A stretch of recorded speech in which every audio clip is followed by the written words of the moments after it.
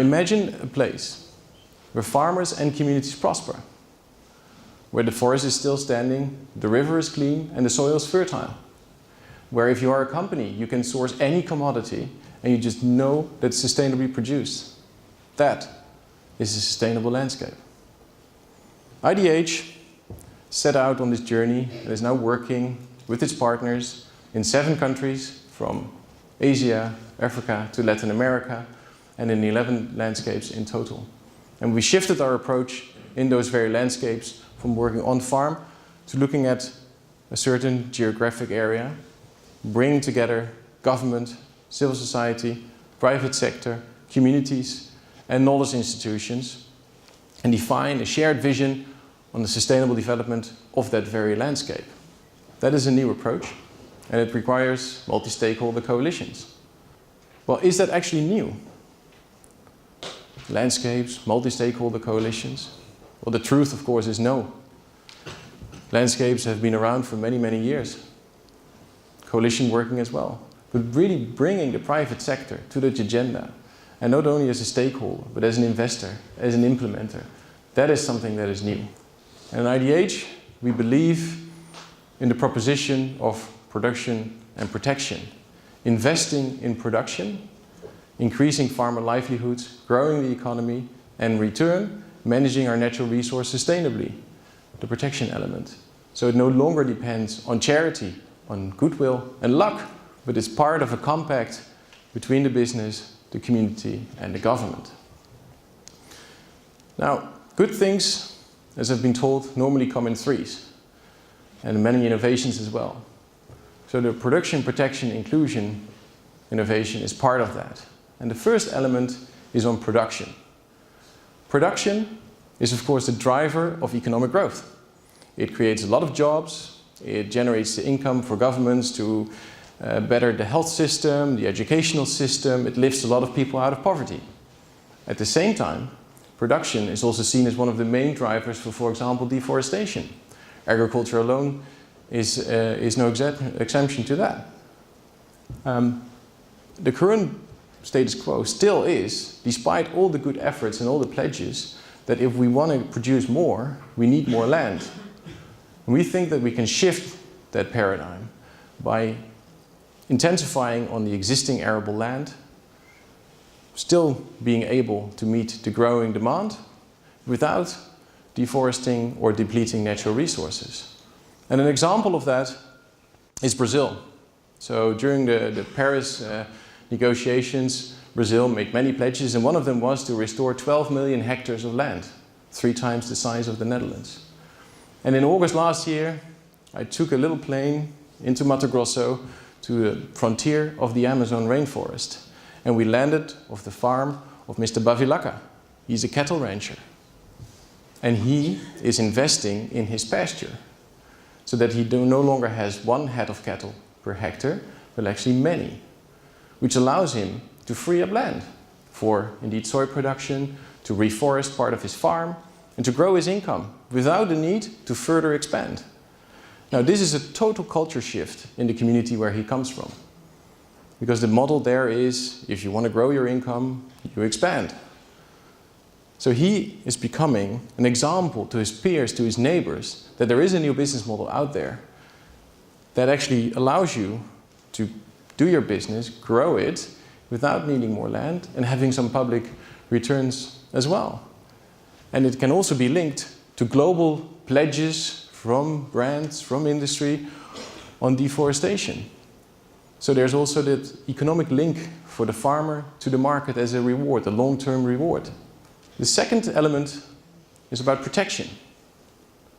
Now, who's responsible for protection? Government? NGOs? Well, we've all seen over the last years that that alone is not enough. Natural resources, forests, they're still being depleted, they're disappearing.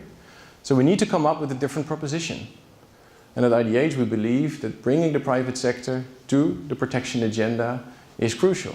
I would like to take you to Kenya, where we actually started with our Sustainable Landscape program. There we have been working a lot with the tea industry to certify farmers, and we had great results. But at the same time, the forest the Mau forest, the largest forest remaining in Kenya, was disappearing, and a lot of tea is being produced in that area. That depends on the microclimate the forest generates. And the industry asked us, can you help us protect that forest? Because we have a problem. That forest is not on our land. It's on government land, it's on community land. So we don't have direct control on that. And we set out on a journey to bring together national government, local government, industry, not only tea, but also sawmillers, dairy, the communities, the NGOs and the research organizations working there to develop that shared vision of a flourishing Mau. And the protection element of it drives people to go out of their comfort zone. Because near the tea estates, there's hardly any deforestation taking place. That is happening on the other end of the forest that you see here.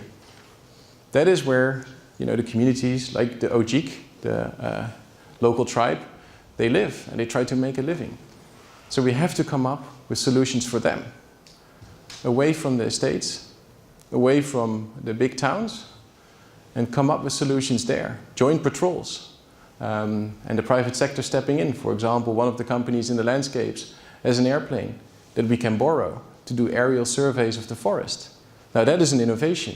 That is putting the resources that the private sector has to use to make protection a reality. And the third element of this innovation is inclusion. Because production and protection won't work without involving smallholders. And that is of course the struggle that we all have in palm and in many other commodities. But if we don't include them in our discussions about sustainable landscapes, it won't work. And then I think of this community in West Kalimantan. They live on a peninsula surrounded by palm oil and pulp and paper concessions. And when I was sitting on the floor of the village elder and he was sharing his dream, and he said, we want development, but we also want to look after the natural resources that we have. So we as a community have decided to develop 20% of our land and 80% we will conserve, if you can help us.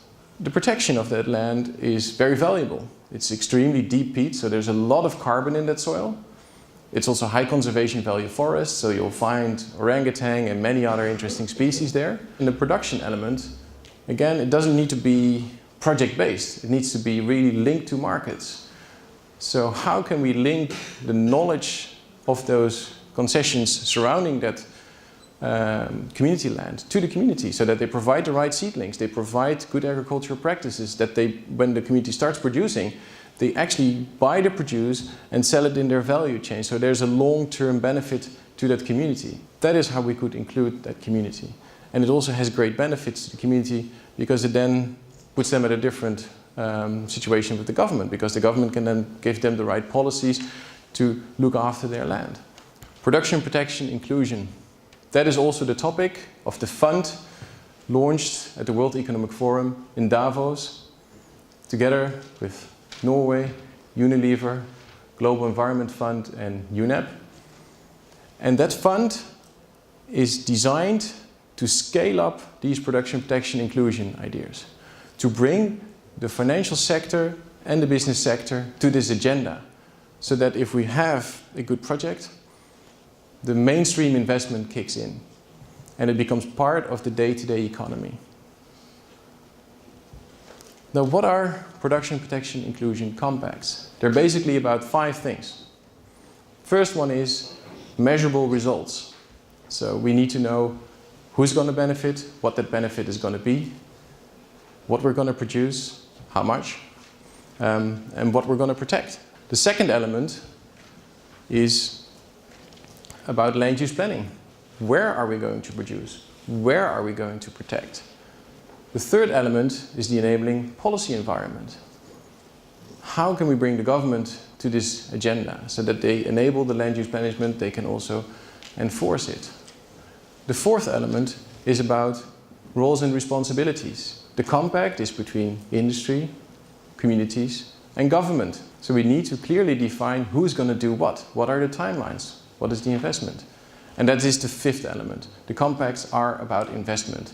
It is about the mainstream economy and make this work. And that is the innovation of production, protection, and inclusion. That is what we work on And that is the future we all get to create.